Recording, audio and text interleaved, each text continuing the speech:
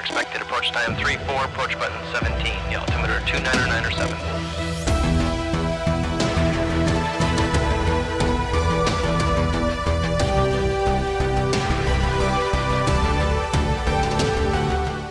Welcome back to the channel, everyone. This is Prickly Hedgehog, your host.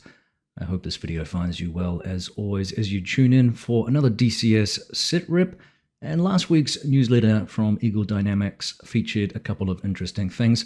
We'll start, of course, with the big sale right now, which is the DCS World 2022 Autumn Sale. And then we'll have a little look at a new piece of equipment from Winwing. This is the MIP, or Main Instrument Panel. For those of you who enjoy the F-18, this is a very exciting piece of kit. It's one that I've considered purchasing myself for around about 800 plus bucks. It's not cheap, but it would be a great addition to my flight sim experiences, especially with how much we do use the F-18 in the air warfare group for missions. It is a very flexible aircraft, so something worth looking at, and we'll take a closer peek in just a sec. And lastly here, the big news from RAZBAM, and an interesting interview over the weekend with Ron Zambrano from RAZBAM, talking about the F-15E, of course, which, as we know, has now been signaled for some sort of release here into customer hands very, very soon. No specific date has been mentioned. Again, we will come back to that topic in a little bit, but let's start with this massive DCS World 2022 Autumn Sale. And right now, these are the aircraft with a 50% discount. So this is a good time to pick up an aircraft that you've been pining over, humming and hawing about. It's not going to break the bank. We'll start with the DCS A-10A Warthog and the DCS A-10C2 Tank Killer. Great aircraft. The Viggen, the Harrier or AV-8B Night Attack Harrier, the BF-109 K4 Kurfürst, the C-101 Aviojet, the Christian Eagle II, the F-15C Eagle, the F-5E Tiger II, the F-86F Sabre. That's actually one that I'm kicking around purchasing for some heritage flight stuff that we were talking about in the air warfare group. Flaming Cliffs 3, which is a good entry point if you haven't branched out into a particular module yet, or you're kicking around expanding your number of planes in the game. That's a good place to start if you're a brand new player and you don't want to pull the trigger on a major full fidelity aircraft. We have the FW-190, the FW-190D, the I-16, the L-39 Albatross, the Mirage 2000C, the MiG-15, the MiG-19P Farmer, the MiG-21, the MiG-29. Just a clarification there too, the MiG-29 is not a full fidelity, just as the F-15C is also not a full fidelity. In fact, if you buy, I think, Flaming Cliffs 3, you don't need to purchase those separately. You've got the P-47D Thunderbolt, the P-51D Mustang, the Spitfire Mark 9, the Su-25. Again, same rule applies here if you buy Flaming Cliffs 3. I believe those aircraft are in there along with the Su-27 Flanker. The Su-33 is also in there. And lastly, rounding out the aircraft here for 50% off is the Yak-52. So I hope that makes sense. Do look at what's in the Flaming Cliffs 3 module, just because some of those aircraft mention part of that product. They're not the full fidelity aircraft, so don't get confused there. Now, full fidelity aircraft that are here with a 30% discount are the F-16C Viper, the FA-18C Hornet, the JF-17 Thunder, and the magnificent Mosquito. Another great product there from ED. And rounding out another great product from Heatblue this time, 25% off the Tomcat. It doesn't often go on sale. Another great aircraft, massive naval history.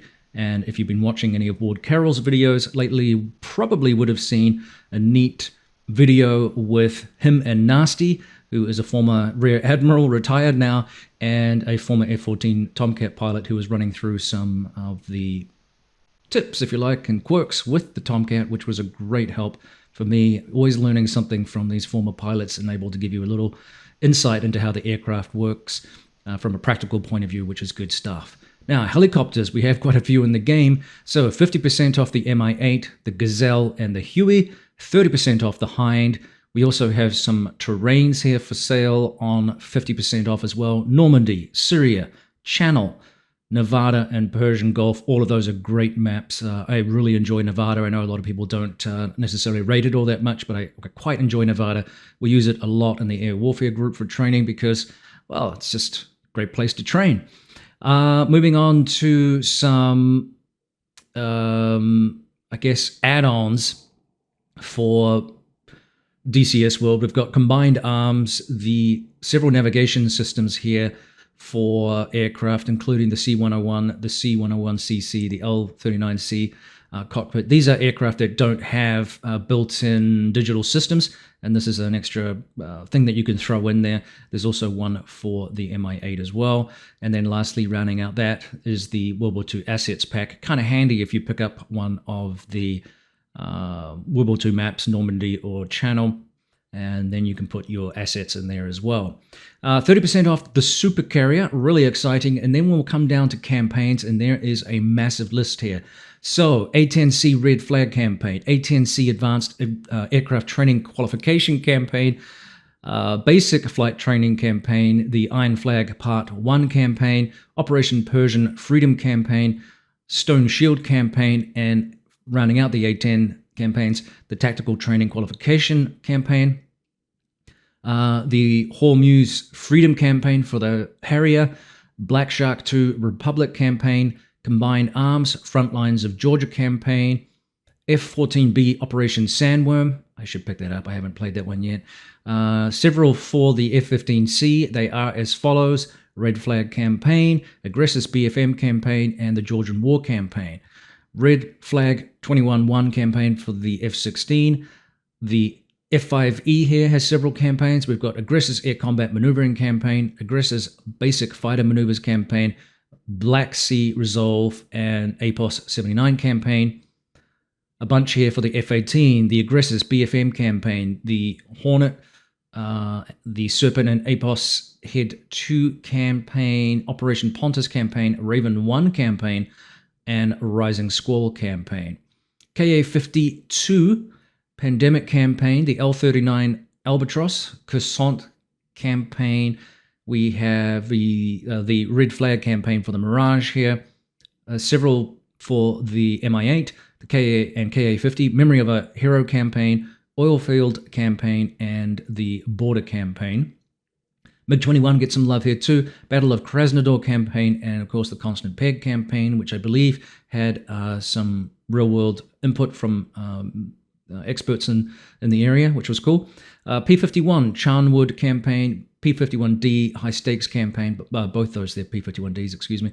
And then Operation Epsom campaign for the Spitfire, the Ultimate Argument campaign for the Su-27, the Enemy Within 3 campaign, the Museum Relic campaign, and then a couple here rounding it out for the Huey, the Argo campaign, and Worlds Apart Spring 2025 campaign.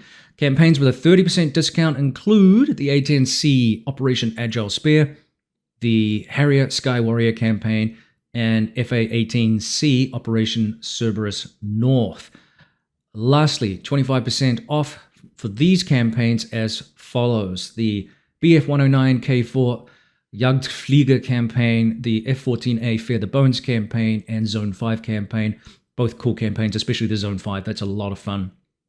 F-86F Hunters Over the Yalu campaign. So you could pick up, like I said before, I was interested in the F-86. I could pick up a campaign as well and save some dosh. The F-18C Persian Lion campaign and Raven 1 Dominant Fury campaign. Some really good stuff here, guys. The FW-190 A8 Horrido campaign. The P-47D Wolfpack campaign. B-51D, P-51D, did I say B-51? P-51D. Too many D's and P's and stuff in here. The Blue-Nosed Bastards of Bodny campaign. Curse you've reflected for putting in the alliteration in there. Blue-Nosed Bastards of Bodny campaign. Nice stuff. Spitfire, Beware, Beware. Spitfire 9, the Big Show campaign, and the UH-1 Paradise Lost campaign. That appeals to the English minor in me anyway. So those are the sales that are going on right now. That's a massive sale, I must say. So don't miss out on some good stuff there, peeps. You've got till the 4th of December to pick up those, and do check them out, because like I said, you can mix and match and combine things, which is kind of part of the fun of this. You know, you pick up an aircraft and then you like for the F-18, for example, if you haven't got that, there's so many campaigns available for it, including those Raven 1 campaigns, which are excellent. It's a nice way of combining, not just having the aircraft, but being able to use it properly as well. And there's some good training components to those missions as well, which are very, very challenging as well. So yeah, that's a nice way to really extend your dollar value. We'll take a little break and we'll come back and talk about the Winwing main instrument panel.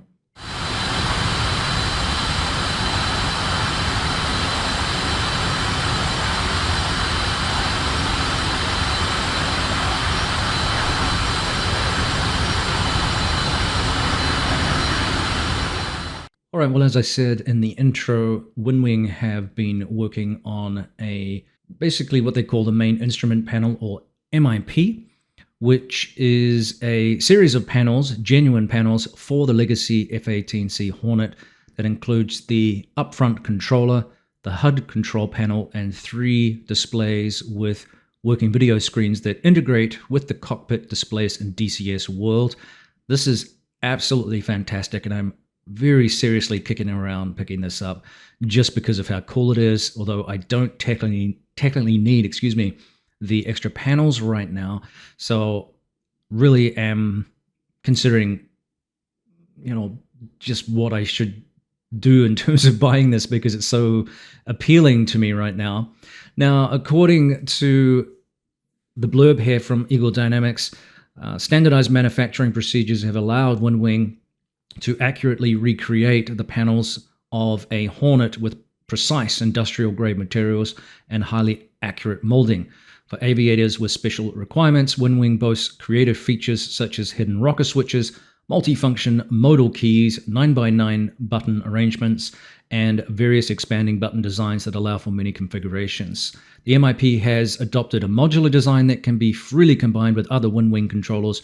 Moreover, the Sim app software offers visual configurations, and I understand that there is some symbiosis here with Winwing and Eagle Dynamics, so that the software will integrate quite nicely. So that is the intention of this particular product. And of course, Winwing also makes some other controllers for the F-18 as well, as indicated there. So these will interact appropriately with each other, which I think is very, very exciting. It's a beautiful looking piece of equipment. And of course, if you're a dedicated F-18 pilot, well, this is probably a must-have. It's also not cheap, but it's within affordability when you consider the price of graphics cards these days and all the other peripherals that we like to add to our flight sim experiences. It's not out of the realm of possibility to make this a thing worth having. And like I said, I'm very, very tempted by this. My wife will have a fit and probably laugh at me again because of the total controls panels that I already have for the AH-64 Apache. But boy, oh boy, what a neat piece of equipment. And having it all in one central location and right in front of you is immensely tempting, especially when you consider the other panels that Winwing have already produced for the Hornet. It really would be a nice way to create a desktop sim cockpit without completely, going off piste and having to rebuild everything yourself. It's sort of a one-stop shop here, and I'm really excited about what they're doing. So, yeah, let me know if you're a person that's interested in this or has already purchased it. I've seen videos online already. People are starting to assemble them and get them going, and I'm curious to see how it interfaces with the product, with the software that is, and how it flies in DCS. I think it's one of the coolest things I've seen, and hopefully we'll see more of this equipment. I would imagine if we're going to see an F-18 one here, it won't be long before we see an F-16 equivalent as well for DCS World, and that is also really exciting. So congratulations to Winwing there. This is a little spot of genius, I must say. And now I think we should turn to the big topic, and that is the F-15E, which, as I said before, looks like it's set for imminent release.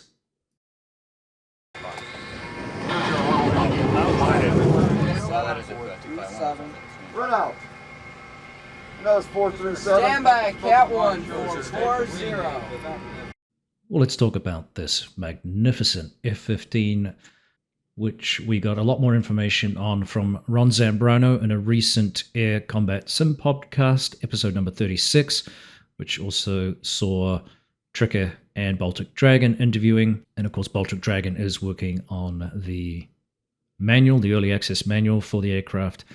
And Ron Zambrano, that is, indicated that the F-15E will be the most sophisticated aircraft to be seen to date in DCS world. There will be, he indicated, probably other aircraft in the future that will be more sophisticated. I suspect he was probably referencing the Typhoon, which is still obviously a work in progress, and we have seen very little information about the development of that particular aircraft from heat blur simulations in conjunction with True Grit. And of course, Heat Blur is busy with the F4 Phantom, and also in development is an high detailed AI-A6 right now. So they've got their, fingers in some pretty good pies there that they're working on.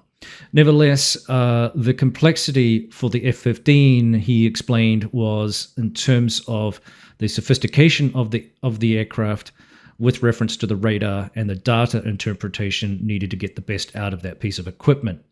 Now, apparently the same person who has worked on the Mirages, or the Mirage 2000's radar, is also working on the F-15E.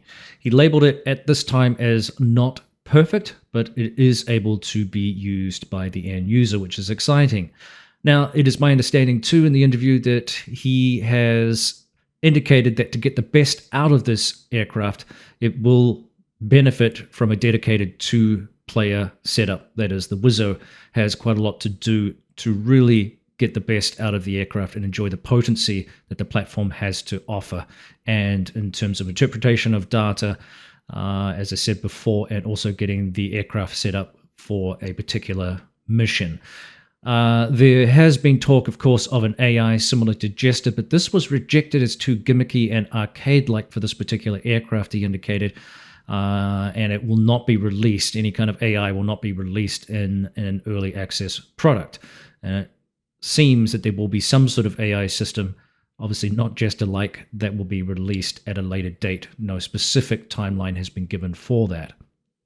Now, on that note, the team intend to make sure that the aircraft is released in early access as not broken. And recently they described that they had a real milestone in development, which means they hope to have it in users' hands in very, very close terms. So what he means by that, of course, is a specific timeline he couldn't go into. So there's no actual date to provide for production reasons, he said, and business reasons.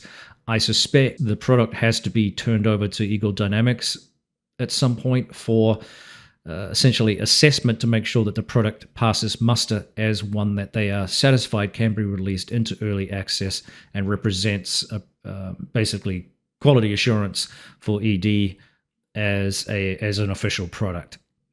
That could take some time, of course, and also depends on what other things are going on right now as well. So I wouldn't like to guess as to whether or not it will be available this year, because it could be that the aircraft goes back to RAZBAM for fine-tuning, or it gets the thumbs up and they can go, let's say, by some sort of Christmas miracle, it's revealed as a EA Christmas purchase. I'm sure that they're trying to pull out all stops to do that, given that the Phantom at this time appears to be, we've got no word on where the Phantom is at. And I'm not trying to crap all over Heat Blur, but if I was RAZBAM from a business point of view, I would love to be able to get this aircraft out ahead of any of the other major developers. And again, I'm not trying to set up some sort of conflict here, but if you have the opportunity to get in before somebody else, nature abhors a vacuum, of course. Remember that we had been promised a 2022 release for the Phantom and for the F-15E, and now we're down to where the rubber hits the road, and 2022 is almost at an end. So there's a lot of, there's a lot to gain from getting that aircraft out before perhaps another third-party developer. And of course, Ron Zambrano was pretty frank. He said, we will not release this aircraft until it's ready. If it's not ready, we won't release it. If it's ready to go, then we can expect to see it. Now, part of that, of course, Baltic Dragon has had some early access in order to produce a working manual for the aircraft, and he's added interactive menus to some of this as well, which is really interesting, which should provide us with greater usability, and that's exciting. So there definitely is a product out there that is flyable, usable, and relatively complete, barring some of the things that Zambrano has indicated will come at a later stage. So we must be pretty close here, I'm guessing. One of the big emphases he talked about was the high detail modeling that they've gone into this time, and he said that no compromise was made on the way the exterior modeling has been done. His background apparently is in FSX, where he kind of cut his teeth, and that is a product where the exterior of aircraft are really, really important, whereas in DCS world, it's more important to have a fully working and realistic cockpit, because that's where your switches are, that's where your action is in terms of making sure that you can get weapons down and weapons on target, so on and so forth. So the combat nature of the game means the cockpit is kind of your business end. And so as a result of that, some compromises may be made on the exterior. That's not the case with this aircraft, and he said this probably sets a new standard for the degree of detail that they're putting into, and it will also be injected into other products that RAZBAM have in the game already, such as the Harrier, of course, and the Mirage 2000. And there's a lot of work going on that Mirage 2 right now as well, which is exciting from some of the French developers. There's some videos out there where they've talked about a lot of the reworking of the RWR system, the engine management, and the radar and all those kinds of things. A lot of fine tuning on that particular aircraft, which is quite exciting, and some of it's pretty sophisticated. So another thing to bear in mind, that the model does not share anything with the F-15C. So it's not a swept up version of ED's product. They didn't just get that and just, bolt some things onto it. They basically built this aircraft from scratch, although ED did help in terms of some data sharing. And of course, this is because the E variant really, even though it looks the same, it's not the same plane. It's a lot heavier because it had to be strengthened to carry all the bombs and weapons that it can carry. It has different engines, and therefore the weight and drag ratios are quite a bit different. So in a nutshell, they're really different aircraft with the same exterior look. Don't therefore expect to be doing BFM in the E variant that you can in a C model aircraft. It's just simply not the same plane, even though they look similar. The F-15E is a bomb truck first and foremost, but as we've already talked about, it does have a very, very potent radar, and I think you'd either be very, very confident or perhaps suicidal to tackle the F-15E in a BVR environment. Even if you get to that point, that assumes you've even outfoxed any escorts that it may have on the way. So that kind of radar power, it's going to be tricky to sneak up on those aircraft. And let's be real, BVR is where it's at, to be honest. While we do focus quite a lot on BFM and DCS as being the measure by which all aircraft should be measured, the reality in proper air warfare is that it's a much more sophisticated system than that, and BVR and radar detection is much more important. If you listen to the latest Fights On podcast as well, they talked about the Iraq War to the Desert Storm campaigns, wherein Iraq actually had a pretty sophisticated and fairly modern air force, but most of the aircraft losses were to AAA and SAM launches, not to air-to-air stuff. So only one air-to-air loss was recorded. Everything else was ground defense stuff. So that's something to bear in mind when we consider air warfare and how these aircraft are typically used. Not that BFM isn't taught, not that BFM isn't important, but there's a lot more going on than just that, and that's not how wars are won. I think Mover made that joke a while back in one of his many YouTube videos, where he said, yeah, BFM is good for movies, but bombs is what wins wars. So something to bear in mind again as you think about what this aircraft is going to do in the game, how it's going to function, and how it's going to slot into the multi-role aircraft that we have, such as the F-18 and of course the F-16 to a greater or lesser degree, which the F-16 is definitely a BFM monster. There's no question about that, but it's perfectly capable of doing other things as well, and it proved its versatility. So those kinds of aircraft are quite useful to smaller forces where they need that multi-role capability. I want this to be able to defend itself, but I also want it to be able to drop bombs, and that's going to save me a lot of money.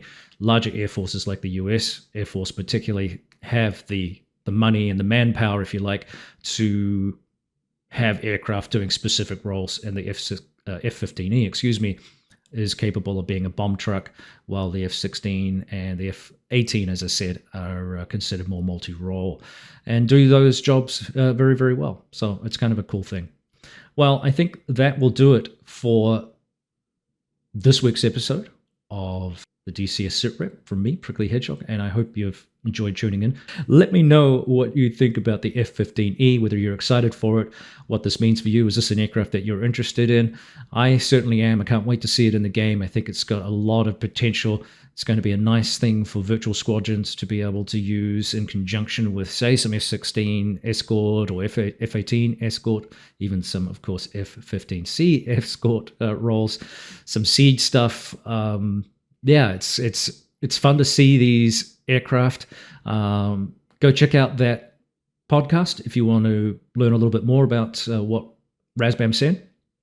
This is not all-inclusive or exhaustive, I must say, and there were some interesting tidbits in there, including some stuff about other projects that they're working on, and he dispelled some of the myths about what people think about the RAZBAM team, and I thought that was cool too. So do check that out. I'll put a link in the description below for you. Again, thanks for tuning in. Don't forget to like, subscribe, and we did crack 9,000 subscribers. I was aiming for 10,000, so do feel free to click that like button, click the subscribe button, and the share button. Feel free to support the channel through the super thanks button, and we'll see you next time. Cheers. All right. I wish I could pause it and take a picture, but everybody look across the formation. Yeah, but symmetrical. Yeah. This is a good fluid form here.